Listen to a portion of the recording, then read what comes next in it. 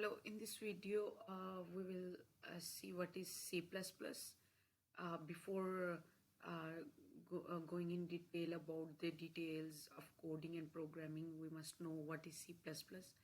C++ basically is a cross-platform language, and it is basically used to create high-performance applications.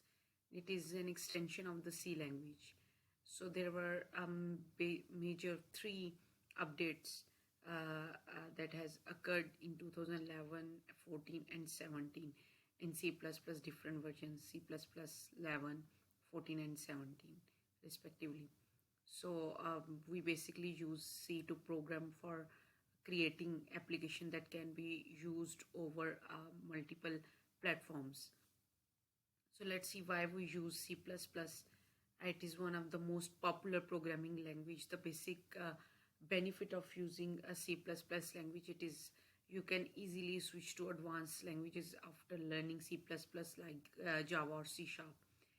And C++ can be found in today's operating system, graphical user interface, and embedded system. And it is an object-oriented programming language that we will see in our later lectures.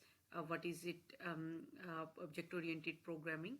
Basically, object programming language gives you an approach to clearly structure your programs and codes so that you can use it later on, and it lowers your development cost.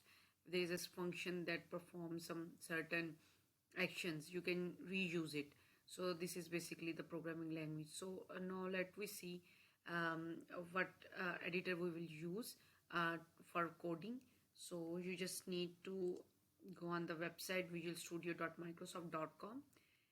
Here is a URL, and from this URL you need to install your Visual Studio, and we will write our code on Microsoft Visual Studio editor. So in the next video we'll see the basic syntax of C++.